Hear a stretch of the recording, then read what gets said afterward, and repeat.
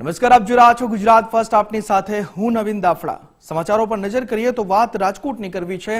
રાજકોટ લાલપરી નદીમાં એક્સપાયર દવાઓનો જથ્થો ફેંકી દેવામાં આવ્યો છે. 3 થેલામાં અનેક દવાઓનો જથ્થો મળી આવ્યો છે.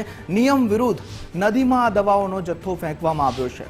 અગાઉ પણ અહીંથી સરકારી દવાઓનો જથ્થો મળી આવ્યો હતો. ફરી એકવાર આ ઘટના બની છે. મેડિકલ હોલસેલર દ્વારા આ કચરો ફેંકાયાનું અનુમાન સેવાઈ રહ્યું છે. પ્રદૂષણ ફેલાવાતા આવા લોકો પર તપાસની માંગ ઉઠવા પામી છે. લોકોમાં પણ રોષ જોવા મળી રહ્યો છે. અગાઉ પણ આ જથ્થો અહીં ફેંકવામાં આવ્યો હતો અને ફરી એકવાર આ જથ્થો જે એક્સપાયર દવાઓનો જથ્થો છે તે અહીં ફેંકવામાં આવ્યો છે. રાજકોટની લાલપરી નદીમાં એટલે કે અગાઉ પણ આ કૃત્ય કરવામાં આવ્યું છે. ફરી એકવાર આ કૃત્ય આચરવામાં આવ્યું છે. તો મેડિકલ હોલસેલર દ્વારા આ જથ્થો ફેંકવામાં આવતો હોવાની જે રાવ ઉઠવા પામી છે અને તેને લઈ તપાસની માંગ ઉઠી છે.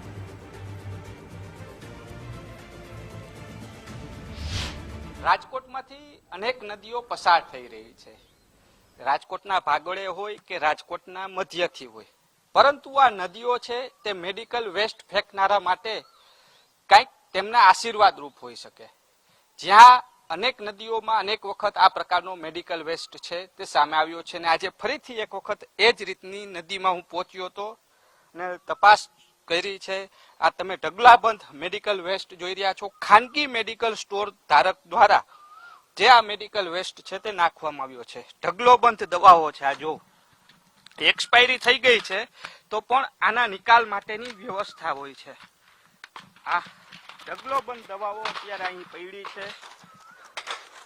સૌથી મોટો સવાલ એ ઉત્પન્ન થઈ રહ્યો છે કે આ દવાઓનો નિકાલ માટે થઈ ખાસ વ્યવસ્થા અને પ્લાનિંગ હોય છે, પરંતુ આજે ગુજરાત ફર્સ્ટ આ નદીઓનું રિયાલિટી ચેક કરવા પહોંચ્યું હતું કે ખરા અર્થમાં નદીઓની પરિસ્થિતિ શું છે એ જોવા નીકળ્યા, પરંતુ અહીં કંઈક અલગ જ વસ્તુઓ છે તે જોવા મળી રહી છે. ડબ્બા ભરી ભરી અને આ દવાઓ ફેંકવામાં આવી છે.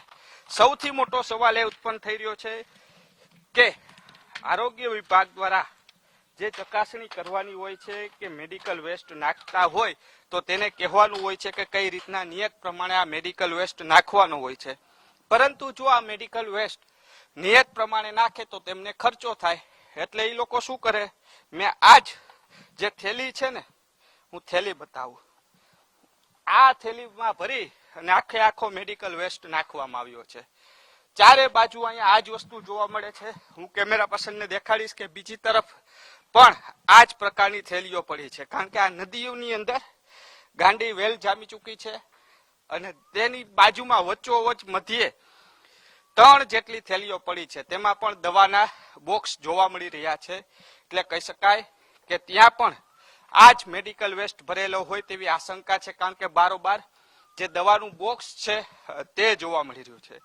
એટલે આ દવાઓ છે તેનો નિકાલ કરવાનો નિયત જે પ્રોસિજર હોય છે તે પ્રોસિજરમાંથી પસાર નથી થવું અને કમાણી કરવા માટે થઈ અને આ મેડિકલ વેસ્ટ છે તે આડેધડ નાખવામાં આવી રહ્યો છે. ઢગલોબંધ દવાઓ છે તે અહીં જોવા મળી રહી છે. એટલે કહી શકાય કે આ મેડિકલ વેસ્ટના સામે જે ફેંકનાર સામે છે તે ઝડપાશે કે નહીં, કારણ કે આવારું જગ્યા છે. રાજકોટના ભાગેડે આવેલી નદી છે ને અનેક વખત આ પ્રકારનો મેડિકલ વેસ્ટ આ સ્થળ ઉપરથી મળી આવ્યો છે.